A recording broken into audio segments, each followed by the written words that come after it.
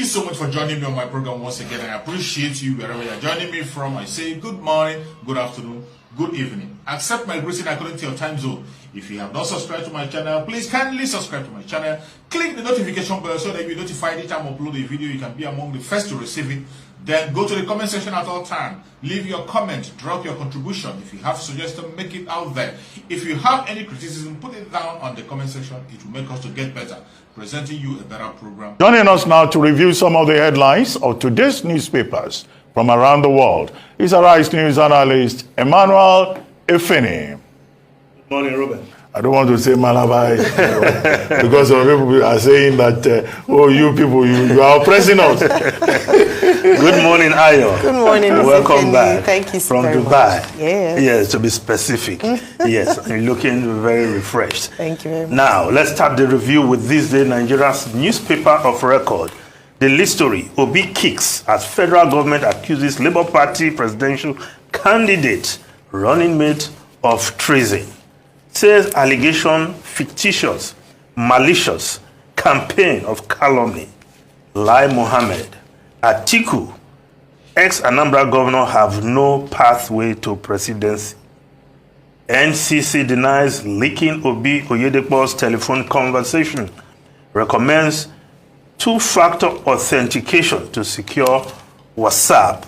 Yes. Now, of course, the main story of the day. Peter Obi responding to federal government accusation. Of course, the Minister of Information, Alhaji Lai Mohammed, was in Washington yesterday when he had that international engagement with international media organizations. And of course, in his own words, to put the record straight and give the other part of the narrative that about the Nigerian election, general election and the outcome.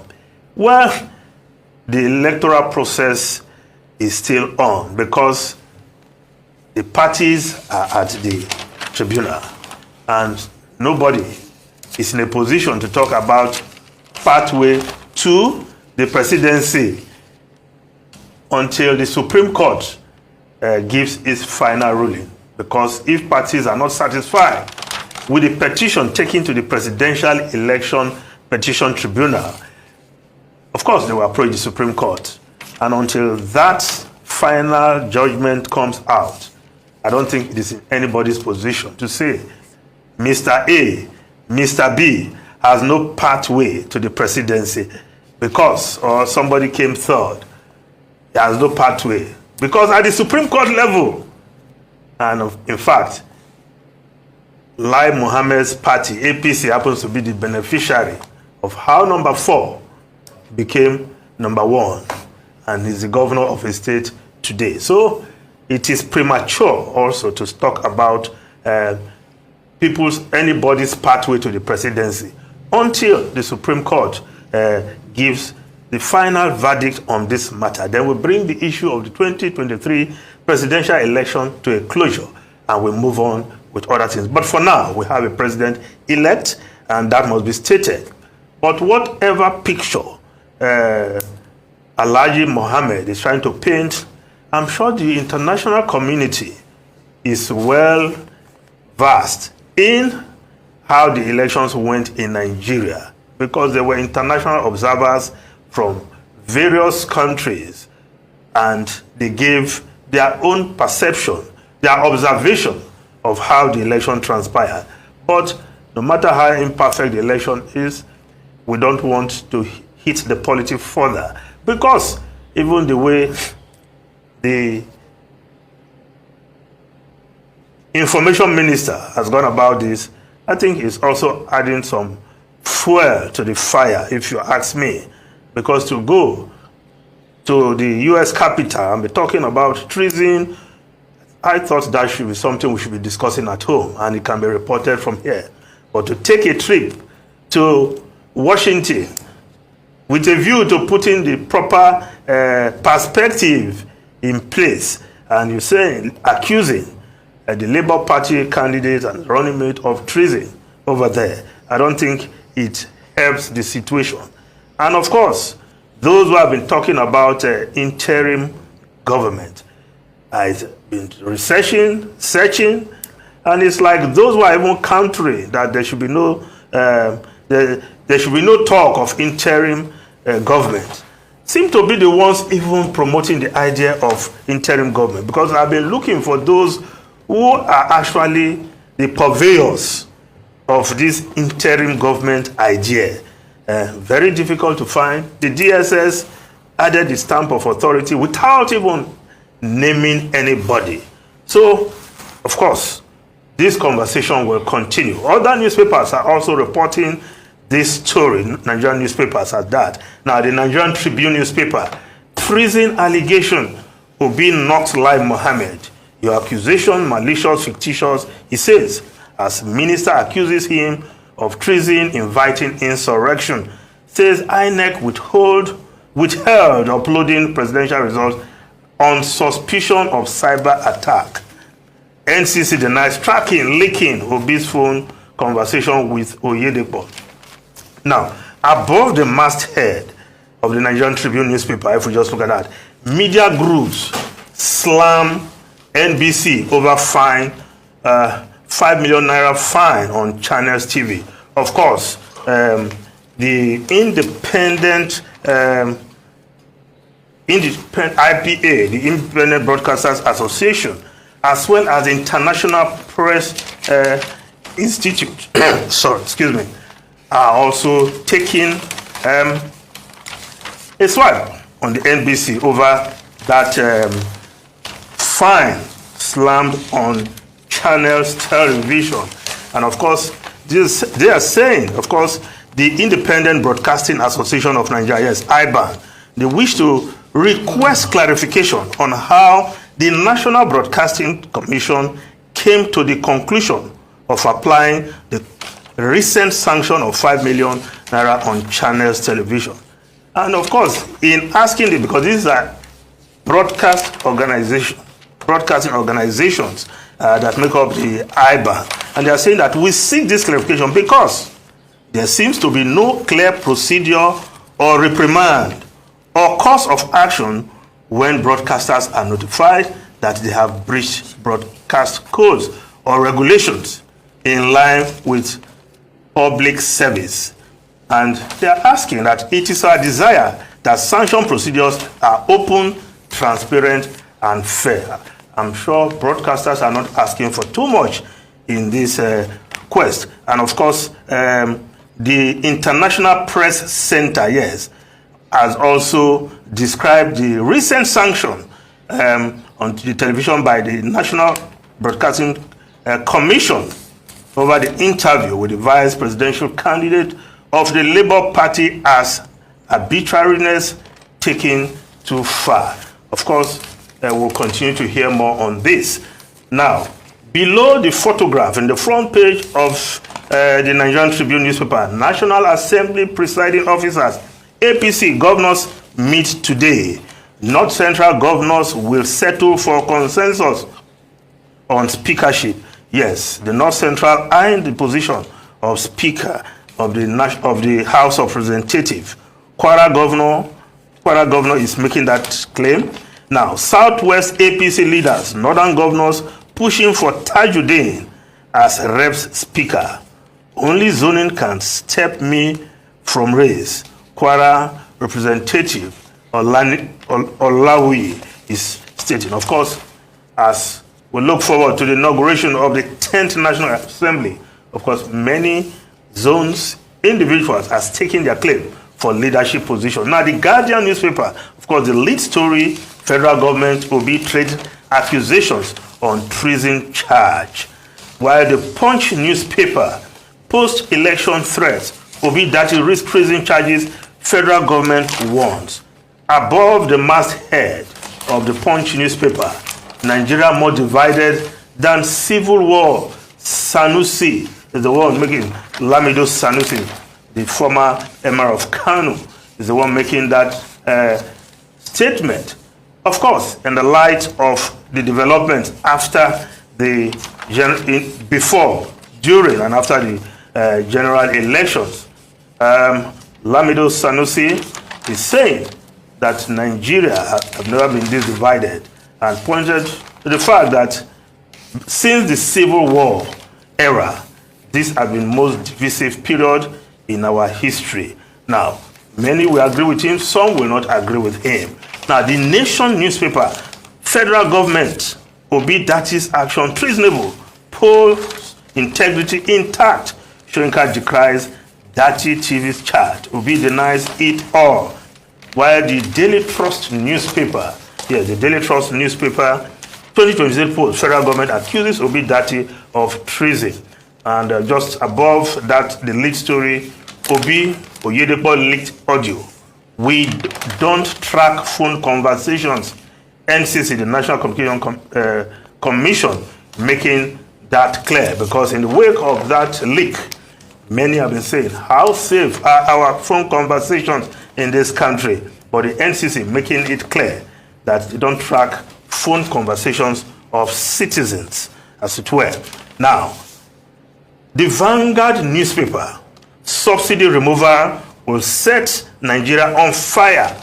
NLC warns government, says incoming government should focus on local refining, not subsidy. Insists Labour won't accept fuel price hike in name of subsidy removal. Deregulation, not subsidy removal, better for Nigeria. Oil marketers are saying domestic refinery of fuel critical, CPPE. Now, also on the issue of fuel subsidy, the Business Day newspaper is reporting petrol price post-subsidy hangs on dollars. Yes, CBN rate. If you use CBN rate to import petroleum product, it will cost 400 naira per liter. But if parallel market rate is used, it will cost 600 naira per liter. Competition, consumer protection policies seen as key. Now, if we look at why the cost of petrol will be so high, of course, the landing cost and all other inputs, landing costs, insurance, freights. Of course, when you remove this, that boils down to the fact that we need to produce our refined products here at home, so that all that go into the landing cost will be reduced to the barest minimum. But the conversation about fuel subsidy removal will task the next government come May 29, 2023. Now, the New Telegraph newspaper is reporting Nigeria economic slowdown. Nigeria's unemployment rate to hit 41% over subsidy removal. KPMG making that claim says GDP will in 2023 will grow at slow pace of 3%. Incoming government will face challenges, pressure on domestic prices to rise. Federal government halts proposed excise duty increase on alcoholic, non-alcoholic beverages. Senate rescinds decision on $22.79 billion federal government borrowing for railway project. Now, and just below the photograph, Buhari seeks Senate approval to refund Plateau, Borno State's 10.6 billion naira. Request chamber to pass data protection bill. Senate begins consideration of 2016 Auditor General report, indict 37 ministries, departments, and agencies. Now, the foreign newspapers quickly. No prize for guessing the lead story in the foreign newspapers. The Times of London, Trump in the dock. Former U.S. president denies 34 criminal charges as judge warns him not to incite violence or unrest. The Guardian newspaper, Trump pleads not guilty to 34 charges in hush money case. Judge warns former U.S. president against inflaming civil unrest, while the Daily Telegraph reporting Trump under arrest. The New York Times, Trump charged with 34 felonies. District attorney cites payoff to a porn star playboy model and a doorman. Yes, yesterday, Donald Trump, from being docked in New York, he went straight to the podium, you will say, to begin his campaign for the 2024 election, presidential election. Because straight, he went to his base from where he addressed. Palm Beach. Yes, Florida. Palm Beach, Florida. Mar-a-Lago. Where he addressed his supporters who were eagerly waiting for him, waiting to hear from him. And these Trump supporters, Ruben and Ayo. Okay, well, with President Trump, we've been on this subject since yesterday. But, you know, just a few details. Yes, it was high attention economy for President Trump. He was the superstar of the show, if you may describe it as a show. He being, of course, the first reality television president of the United States. And so this spectacle was dramatic. It was historic. There may have been no circus inside the courtroom, but there was heavy circus outside, where both pro and anti-Trump groups, gathered. But in any case, he liked the publicity. He's probably gaining from it, because in a sense, this matter has strengthened further the level of support for him within the Republican Party. He remains the front runner in his own party for the 2024 presidential race. And that's why perhaps the Democrats have been very careful not to be seen to be jumping on the matter, so that they don't further, strengthen the hands of the Republicans. But we've looked at the morality of it. Nobody is above the law. And the prosecutor made that very clear when he pointed out that, look, it doesn't matter who you are, certain acts of impunity cannot be allowed. So in the 13-page document, spelling out the charges, 34-count charges, they went even beyond the $130,000 that was paid. There were issues that were raised about, trying to cover up, misdemeanor, certain omissions, and collaborating with the American Media Incorporated, so that certain things are not revealed. In addition to the Stormy Daniels matter. Well, at the end of the day, will he be convicted? Well, for him to even be convicted, a trial must first begin. But what we understand is that his lawyers are going to try to see if the charges will be dropped. But Eric Ham, who was on this program earlier, was saying it doesn't look like our U.S. correspondent, there is any chance, that the district attorney will drop those charges. So emphasis on the lessons we can learn from that. Yes, you said he went to Mar-a-Lago. Well, the event in New York, less than an hour. He went in a motorcade. He left in a motorcade. So the drama was... 15-vehicle motorcade. Yes, so from Trump Towers to the court. So he still got that treatment as a president. But, however, it was fingerprinted and processed. No mugshot, no handcuffs. He sat with his defense lawyers. But we wait to see, and all of this, we've been told, is not likely to affect his immediate prospects, right? But it's a statement about democracy. It's a statement about the rule of law. Now, but there are other investigations still going on. Yes, those may be the issues. Without prejudice to the January 6th, yesterday. The January 6th invasion of the Capitol, where that didn't happen yesterday, despite the fact that he was saying his people should protest and take their country back. It was relatively peaceful.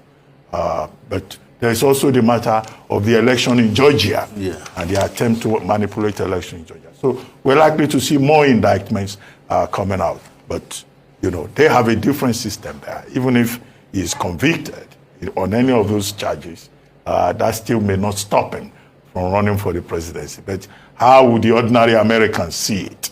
Would that galvanize support for him? But, we'll keep watching developments. I think it's important to talk about Nigeria, that NCC, the Nigeria Communications Commission, has come forward to say that, look, it doesn't track anybody's conversation. That should give people... So, Ruben, you should sleep easy now. That should be reassuring for people with regard to data protection, right to privacy, and all of those, values about information. Because we had reached a point where people were already threatening that there will be more phone revelations.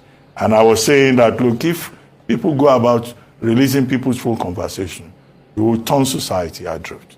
Finally, KPMG says unemployment figures in Nigeria this year, they go up to 41%.